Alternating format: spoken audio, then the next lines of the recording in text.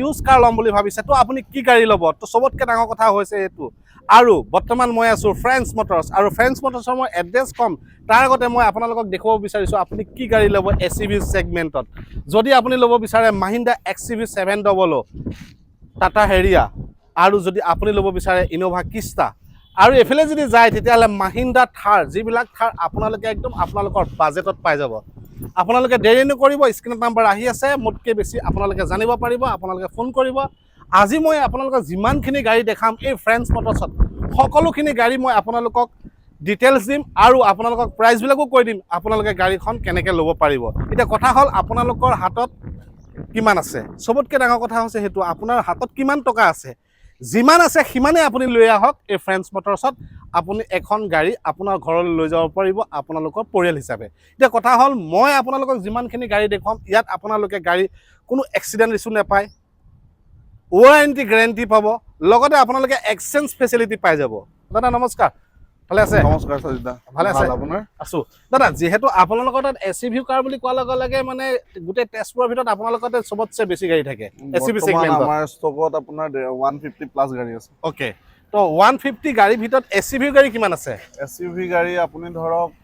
60 plus আছে 60 plus SUV ছেগমেণ্টত গাড়ী পাই যাব যদি আপুনি এখন SUV ছেগমেণ্টত গাড়ী বিচাৰি আছে এতিয়া কথা হ'ল আপোনালোকৰ এই যিবিলাক গাড়ী আছে মাহিন্দ্ৰা XUV 700 হওক মাহিন্দ্ৰা থাৰ হওক বা ইনোভা ক্ৰিষ্টা এইবিলাক কিবা এক্সিডেণ্ট ইছ্যু আছে নেকি আপোনালোকৰ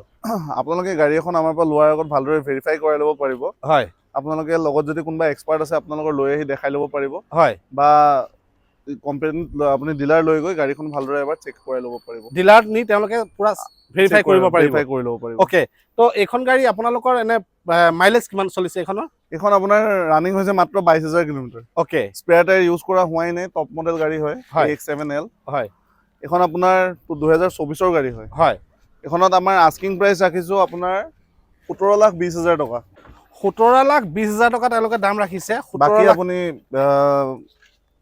অ'কে ইণ্টেৰিয়ৰ চাই ল'ব পাৰে 17,20,000 টকা তেওঁলোকে দাম ৰাখিছে গাড়ীখনত আপোনালোকে পেনোৰামিক ছানৰুফ ফেচিলিটি পাই যাব ষ্ট্ৰেং মাউণ্ট কণ্ট্ৰল তাৰপিছত আপোনালোকে এণ্ড্ৰইড ছিষ্টেম মিউজিক ছিষ্টেম পাব power steering power brake power clutch তাৰপিছতে আপোনালোকে ছাইড মিৰৰ এক্সজাষ্টাৰ পাই যাব ছিট এক্সজাষ্টাৰ পাই যাব নে সকলোখিনি ফিচাৰ্ছ আছে গাড়ী এখন ল'ব যাওঁতে এজন ব্যক্তিয়ে ধৰক সকলোখিনি ফিচাৰ্ছ বিচাৰে চ' এই সকলোখিনি ফিচাৰ্ছৰ লগতে ৰুট ছেফটিটো বিচাৰে গতিকে এনেধৰণৰ গাড়ী ল'লে আপোনালোকে ৰুট ছেফটিটো আপোনালোকে 100% পাব আৰু কমফৰ্টেবলো হয় বহুত কমফৰ্টেবল হয় বহুত হেভি কমফৰ্টেবল হয় তো দাদা এইখন গাড়ী ধৰক ডাউন পে'মেণ্ট দি ল'বলৈ হ'লে আপুনি ধৰক 4 লাখ বা 5 লাখ টকা ডাউন পে'মেণ্ট কৰিলে হ'ল প্ৰফাইল যদি ভাল আছে অ'কে তো আমি মাহিন্দ্ৰা থাৰলৈ যদি যাওঁ মাহিন্দ্ৰা থাৰ বুলি কোৱাৰ লগে লগে ৰক্সটো ওলাই যোৱাৰ পিছত এইটো গাড়ী অকণমান দামটো কমিছে বুলি শুনা পাইছোঁ এইখনৰ আপোনালোকৰ ইয়াতে প্ৰাইচ কিমান 2022 চনৰ হয় ৰানিং হৈছে এপ্ৰক্স আপোনাৰ 1 লাখ কিলোমিটাৰ অ'কে এখনত আমাৰ আস্কিং প্ৰাইচ আছে আপোনাৰ 9,30,000 টকা 9,30,000 টকা তেওঁলোকে এখন গাড়ী দাম ৰাখিছে মই গাড়ীখনৰ ভিতৰতো দেখুৱাব বিচাৰিছোঁ যিহেতু ইণ্টেৰিয়ৰটো বহুতে চাব বিচাৰে গাড়ীখন তো চাওক গাড়ী খুবেই ধুনীয়া হৈ আছে অল ফিচাৰ্ছ আপোনালোকে পাই যাব আৰু যদি আপোনালোকে মাহিন্দ্ৰা থাৰ লয় তেতিয়াহ'লে ধৰক ডাউন পে'মেণ্ট কিমান দিব লাগিব ৰাহুল দাই ক'ব এখন 4x4 গাড়ীখন 4x4 হয় 3 লাখ টকা ডাউন পে'মেণ্ট কৰিলে ওলাই যাব 3 লাখ টকা ডাউন পে'মেণ্ট কৰিলে 3 লাখ নালাগে 2 লাখ টকা ডাউন পে'মেণ্ট কৰিলে 2 লাখ টকা ডাউন পে'মেণ্ট কৰিলে আপোনালোকে 4x4 মাহিন্দ্ৰা থাৰ ল'ব পাৰিব এখন আছে ব্লেক কালাৰ এখনো ছেম এখন আপোনাৰ 4x4 ডিজেলত হয় ডিজেলত ৰানিং হৈছে 40,000 কিলোমিটাৰ অ'কে এখনত আমাৰ আস্কিং প্ৰাইচ আছে আপোনাৰ 12,20,000 টকা 12,30,000 টকা এইখনো চাগে 4x4 4x4 হয় অ'কে বহুতে ধৰক 4x4 বিচাৰে কোম্পানীৰ পৰা লাগি আহিছে এলয় টায়াৰ সকলো তো যদি আপোনালোকে মাহিন্দ্ৰা থাৰ ল'ম বুলি ভাবিছে চ' এইখনো ল'ব পাৰে এইখনো ল'ব পাৰে আমি ইনোভা ক্ৰিষ্টাত যাম ইনোভা ক্ৰিষ্টা আপোনাৰ কিমান চনৰ মাইলেজ কিমান চলিছে আৰু এখন কিবা এক্সিডেণ্ট ইছ্যু আছে নেকি দাদা ফুল সাৰ্ভিস হিষ্ট্ৰি পাই যাব গাড়ীখনৰ ওকে ৰানিং হৈছে মাত্ৰ 60,000 কিলোমিটাৰ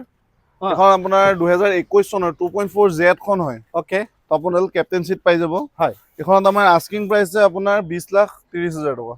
20,30,000 মানে 20,30,000 20,30,000 কৰিব নালাগে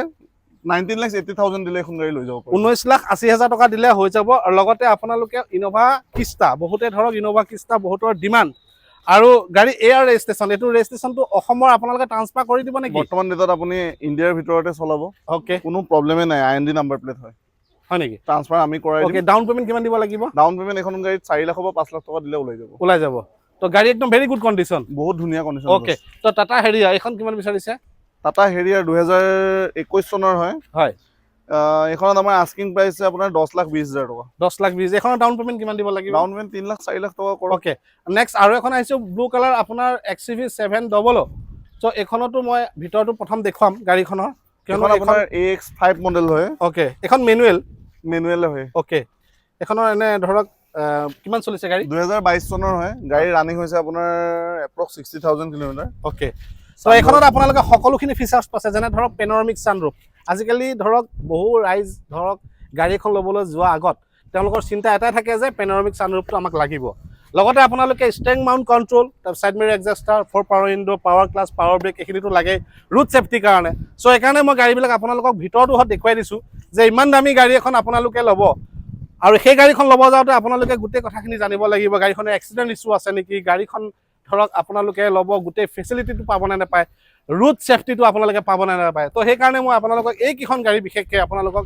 ভিতৰ হওক বাহিৰটো হওক টায়াৰ হওক সকলোখিনি বস্তু দেখুৱাই দিছোঁ। চ' আপোনালোকে যেতিয়া ল'ব সম্পূৰ্ণ গাড়ীখন আপোনালোকে ডিলাৰত নি আপোনালোকে হিষ্ট্ৰী চাব, হিষ্ট্ৰী চোৱাৰ পিছত আপোনালোকে গাড়ীখন পাৰচেছ কৰিব। বাকী মই এইফালে লৈ যাম আপোনালোকক, ইয়াত বহুত গাড়ী আছে আৰু এই গাড়ীখিনি আপোনালোকে